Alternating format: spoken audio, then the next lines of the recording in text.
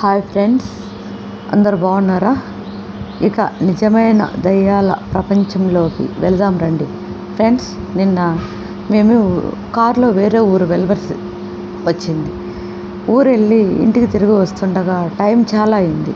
తెలీదు, నిన్న మర్చిపోయినాము. మహాలయ అమావాస్య అనే విషయం మర్చిపోయి వస్తూ ఉన్నాము. బాగా అడవిలోంచి కారు వస్తూ ఉంది. 11 గంటలు అయ్యింది.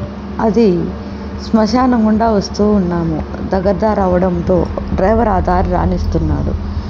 అక్కడ ఎవరో శ్మశానం దగ్గర అన్నం రాసి పోసుకొని తింటూ ఉన్నారు. ఏంది ఈ టైంలో ఇట్లా జుట్టు ఇరబోసుకొని అన్నం తింటున్నారు అనుకొని ఉలిక్కిపడి చూశాను. భయంగా అనిపించింది. ఎందుకబ్బా ఈ ఆకారం, ఎవరు ఇక్కడ తింటున్నారు ఈ టైంలో భయం లేకుండా? 11 దాటింది అనుకుంటూ ఆలోచనలో పడ్డాను. ఉన్నట్టుండి కారు అద్దంలో ఆ ఆకారం పడింది. అందరం ఉలిక్కిపడ్డాము. ఆ ఆకారం తెల్లగా అంతా విరబోసుకుని జుట్టంతా తెల్లటి ఆకారం మా ముందు ప్రత్యక్షమైంది. అద్దంలో కనిపిస్తూ ఉంది. శ్మశానం దగ్గర ఉన్నట్టుండి కారు అద్దంలోకి వచ్చేసింది. భయంతో అస్సలు కళ్ళు గట్టిగా మూసేసుకున్నాను. నేనైతే వెంటనే దేవుణ్ణి అనుకుంటూ గబగబా ఆంజనేయ స్వామిని వాళ్ళని అనుకుంటూ ఉండగా వెంటనే కొంచెం దూరం అవ్వసాగింది. అమ్మయ్య అనుకుంటూ మళ్ళీ డ్రైవర్ అన్నాడు, లాక్ వేసేయండి మేడం డోరు, అసలు ఏం తెరవకండి అని అన్నాడు. అంటే సరే అనుకుంటూ డోర్ లాక్ వేసేసి హాయిగా నిద్ర పట్టించేశాను. అలా నిద్రపోతున్న నాకు ఇంకా ఊరు ఒక అరగంటలో చేరబోతామనగా ఎవరో తట్టినట్టు వెనక భుజం అనిపించింది. ఎవరు అనుకుంటూ వెనక తిరుగు చూశాను. కార్ డిక్కీ పైన ఒక ఆకారం, అదే ఆకారము నా వైపే చూస్తూ నవ్వుతూ ఉంది. నాకు భయం వేసాగింది. నేను అప్పుడే దేవుణ్ణి అనుకున్నా కదా, అప్పుడు వెళ్ళిపోయింది కదా, మళ్ళీ వచ్చింది అని మా వాళ్ళకి చెప్పాలని ప్రయత్నం చేస్తున్నాను. నాకు నోరు పెగలటంలా. మా వాళ్ళందరూ నిద్రలేకి జారుకున్నారు. బాగా నిద్రపోతూ ఉన్నారు. ప్రయాణం అలసట వల్ల, బడలిక వల్ల మంచి నిద్రలో ఉన్నారు. నాకైతే నిద్ర రావడంలా. అది ఎలా వెళ్ళిపోతుంది అనుకుంటూ దాని వైపే కాసేపు చూసి మళ్ళీ వెనక్కి తిప్పాను. వెంటనే డ్రైవర్కు చెప్పాను, మెల్లగా చెప్పాను, మేడం అవును నిజమే, అద్దంలో మళ్ళీ కనిపిస్తూ ఉంది, ఎలా చేయాలి అని అన్నాడు. ఏం లేదు, నువ్వు గబగబా పోని అని అన్నాను. డ్రైవర్ వేగం అందించాడు. అలా వేగంగా దూసుకెళ్తోంది మా కారు. అలా పోతూ ఉంటే ఉన్నట్టుండి టక్కని ఏదో పడినట్టు అనిపించింది. అది దయ్యం పడిపోయింది, ఎక్కడో దూకినట్టు అనిపించింది. అమ్మయ్య పోనీలే అనుకుంటూ ఎంతో హ్యాపీగా పోతూ ఉన్నాము.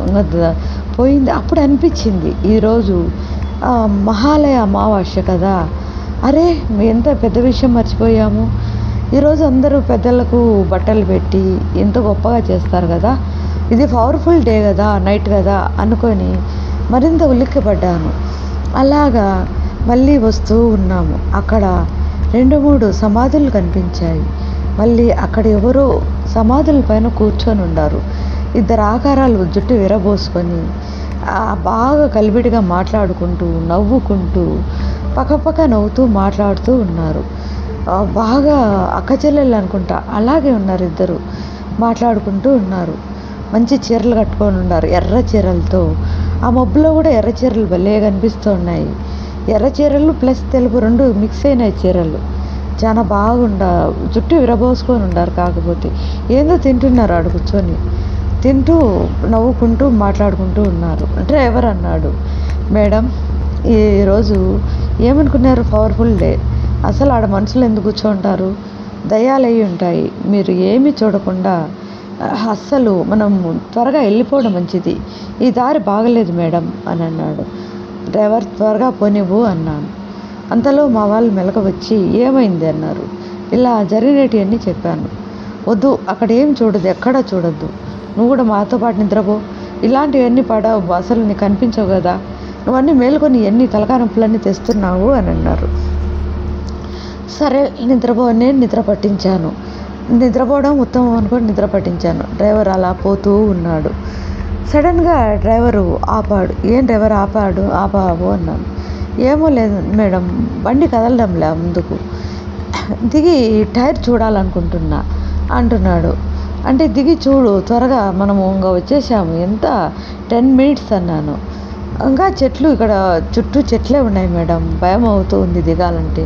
ఇందాక మనం చూసిన ఈ మామూలు కాదు కదా, అవన్నీ గుర్తుకొస్తున్నాయి అని అన్నాడు. ఏ లేదు, దేవుణ్ణి అనుకుంటూ దిగు, ఆంజనేయ స్వామిని అనుకో, నీ ఇష్టదైవాన్ని అనుకో అన్నాను. సరే మేడం అనుకుంటూ ఆంజనేయ స్వామిని అనుకుంటూ దిగి మెల్లమెల్లగా ఆ ఆంజనేయ స్వామిని విపరీతంగా గట్టిగా అనుకోసాగాడు. చెట్ల పొదల్లోంచి ఏదో అలికిడి కాసాగింది. అయినా డ్రైవర్ గట్టిగా శబ్దం చేయడం వల్ల ఆ అలికిడి అంతవరకే ఉంది, ఇంకా ముందుకు రావడంలే, ఆడాడే ఉండిపోసాగింది. గబగబా డ్రైవరు అది అంతా సరి చూసుకొని గబగబా ఎక్కి కారు వేగంగా ముందుకు పోనిచ్చాడు. ఇంటికి వెళ్ళాము. వెళ్ళిన అప్పుడంతా గజిబిజి అయిపోయింది మైండ్. పోయమ్మ ఎప్పుడే కానీ ఈ టైం వరకు ఉండకూడదు, ఇలా అమావాస్య రోజు, పైగా మహాలయ అమావాస్య రోజు అనుకుంటూ మా ఇట్లా భయపడుతూ మేము ఉన్నాము. ఇది ఫ్రెండ్స్ జరిగింది, ఆ రోజు జరిగిన యథార్థ గడిన నిన్ననే ఫ్రెండ్స్ జరిగింది.